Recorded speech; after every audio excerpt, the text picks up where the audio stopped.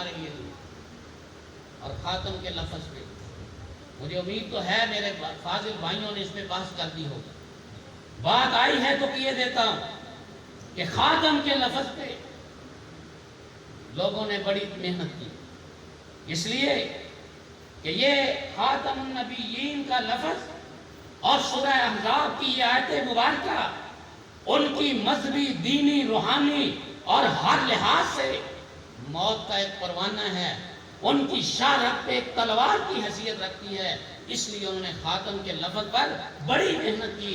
اس کا معنی مہر ہے، اس کا معنی افضل ہونا ہے، اس کا معنی فلاں ہے فلاں ہے، ہم اس بات میں نہیں کرتے۔ خاتم کا معنی خود مرزا غلام احمد قادیانی نے آخری کی۔ مرزا غلام احمد قادیانی کی ایک بڑی معروف اور مشہور کتاب ہے تریاق القلوب، اس کے صفحہ نمبر 300 پہ یہ بات لکھتا ہے کہ میں اور میری ایک بہن جس کا نام جنت بی بی تھا، ہم دونوں اکٹھے جڑواں پیدا ہوئے۔ یہ مرزا غلام احمد قادیانی کے الفاظ، میں اور میرے ساتھ میری بہن جنت بی بی، ہم دونوں جڑواں پیدا ہوئے۔ اور آگے کیا لکھتا ہے؟ کہتا ہے میری بہن جنت بی بی ماں کے پیٹ سے پہلے باہر آئی اور میں اپنی بہن کے بعد ماں کے پیٹ سے باہر آئی۔ پھر میرے بعد میرے والدین کے ہاں کوئی اولاد نہیں ہوئی، یہ آخری مقدر اور نصیب والا ہے کہ پھر سلسلہ ہی ختم کر آیا۔ کہتا ہے میں آخری آیا، اور آگے لفظ کیا بولتا ہے؟ کہتا ہے اس لحاظ سے میں اپنے ماں باپ کے لیے خاتم الاولاد ہوا۔ ہم نے کہا میں کوئی اعتراض نہیں، آپ کرو خاتم کا معنی۔ جو مرزا غلام احمد قادیانی کے الفاظ خاتم الاولاد میں خاتم کا معنی کرتے ہو، وہی خاتم النبیین میں خاتم کا معنی کر لو، ہمیں کوئی اعتراض نہیں۔ یہ خود اس خاتم کے لفظ سے مرزا غلام احمد قادیانی نے تسلیم کیا کہ محمد رسول اللہ صلی اللہ علیہ وسلم آخری نبی ہیں، آپ کے بعد کوئی نبی نہیں، ورنہ ماننا پڑے گا کہ اگر خاتم کا معنی آخری نہیں، پھر بتائیے مرزا غلام احمد قادیانی کے بعد اس کے والدین کے، اس کے ماں باپ کے ہاں کون سا بچہ پیدا ہوا، اس کا نام کیا تھا، اس کا حسب نسب کیا تھا۔ پھر اسی آیت کے آخر میں اللہ تعالیٰ نے فرمایا وَقَانَ اللَّهُ بِكُلِّ شَيْءٍ عَلِيمٌ۔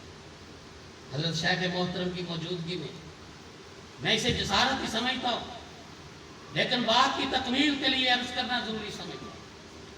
اللہ تعالیٰ کی اتنی صفات ہیں، کوئی انسان 1 2 4 10 کی بات نہیں، اس کائنات میں جتنے بھی انسان ہیں سارے کے سارے اللہ تعالیٰ کی صفات کو گننا شروع کریں، لکھنا شروع کریں، بولنا شروع کریں، بتانا شروع کریں۔ صرف یہی نہیں بلکہ اس سے 7 گنا زیادہ بھی لوگ آ جائیں تو اللہ تعالیٰ کی صفات کو شمار نہیں کر سکتے، اتنی زیادہ اللہ کی صفات۔ لیکن قرآن پاک میں اللہ تعالیٰ نے جہاں جہاں اپنی صفات بیان فرمائی ہیں وہاں اس مضمون کے ساتھ ان صفات کا بڑا گہرا ہے۔ کوئی کسی قسم کا مضمون بھی قرآن میں آتا ہے، یہ میں اپنے بھائی علماء کرام کے لیے خصوصی طور پر یہ عرض کرتا ہوں، جب بھی آپ قرآن پڑھیں اس میری ایک بات پہ ذرا غور کرنا، جہاں بھی اللہ تعالیٰ کی کوئی صفت آئے، غفور آئے، رحیم آئے، رؤوف آئے، علیم آئے، سمیع آئے، بصیر آئے، عزیز آئے، حکیم آئے، وہاں غور کرنا جہاں پر موضوع کیا بیان ہو رہا ہے اور اس موضوع کے ساتھ اس صفت کا کیا تعلق ہے، یقین جانیے آپ دعا کیے بغیر نہیں رہ سکتے۔ میں اپنی بات کو سمجھانے کے لیے صرف ایک مثال عرض کرتا ہوں۔ قرآن مجید کے سورہ آل عمران کے شروع میں اللہ تعالیٰ نے ارشاد کیا هو الذی یصورکم فی الارحام کیف یشاء لا الہ الا هو العزیز الحکیم۔ اللہ تعالیٰ کو معلوم تھا کہ کچھ ایسے لوگ آئیں گے جو انسانوں کے بارے میں یہ دعویٰ کریں گے کہ فلاں شخص کو فلاں بزرگ نے پیدا کیا، فلاں شخص کا ڈیزائن فلاں کے تک سال میں ڈلا ہے۔ اللہ تعالیٰ نے فرمایا یہ میرا کام ہے، یصورکم فی الارحام کیف یشاء، کسی دوسرے کا عمل دخل نہیں، میں نے جیسے چاہا ویسے بنا دیا۔ یہاں صفت کیا بیان فرمائی؟ وَهُوَ الْعَزِيزُ الْحَكِيمُ، میں عزیز ہوں، غالب ہوں، میں کوئی مجبور نہیں ہو گیا کہ کسی اور کو بنانے کی ضرورت پیش آئے، میرا کوئی شریک نہیں، میں نے ہی اس کو بنایا، جیسا بھی چاہا اسی طرح کا اس کو پیدا کر دیا، اس لیے کہ میں عزیز ہوں، میرے کسی بھی انسان کو پیدا کرنے میں دوسرے کسی شخص کی کوئی شراکت اور کوئی حصہ نہیں۔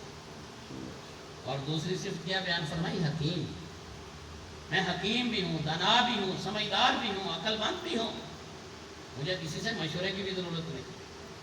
فرمایا پیدا کرنے کے لیے نہ کسی کے تعاون کی مجھے ضرورت ہے اور میں مجبور ہوں، نہ ہی کسی دوسرے کے مشورے کا میں پابند ہوں، میں نے کیف یشاء جیسے چاہا اسی طرح پیدا کر۔ اس نہج پہ آپ پورا قرآن پڑھیں، سارے بھائیوں سے میں گزارش کرتا ہوں جہاں کہیں اللہ تعالیٰ کی صفات آئیں آپ غور کریں، اس موضوع کے ساتھ، مضمون کے ساتھ اللہ تعالیٰ کے ان صفات کا گہرا جانیں۔ اب اس مثال کے ساتھ یہ آیت سمجھیے، اللہ تعالیٰ نے فرمایا ما کان محمد ابا احد من رجالکم ولکن رسول اللہ وخاتم النبیین وکان اللہ بکل شیء علیم۔ امام کائنات علیہ السلام کی ختم نبوت کو بیان فرمایا اور ساتھ فرمایا کان اللہ بکل شیء علیم۔ یہ بات تمہیں وہ رب بتا رہا ہے جو بکل شیء علیم ہے، ہر چیز کو جاننے والا ہے، اس سے کوئی چیز پوشیدہ نہیں۔ اگر محمد رسول اللہ صلی اللہ علیہ وسلم کے بعد قیامت تک کسی بھی نسل کا کوئی ذلی، کوئی بروزی، کوئی تشریح، کوئی غیر تشریح، کسی بھی قسم کا کوئی نبی آنا ہوتا اللہ تعالیٰ کے علم میں ہوتا۔ اللہ تعالیٰ فرماتے ہیں میں ہر چیز کو جانتا ہوں، میرے علم میں یہ بات ہے کہ محمد رسول اللہ آخری نبی ہیں، آپ کے بعد کوئی نہیں۔ سبحان اللہ صلی اللہ علیہ وسلم۔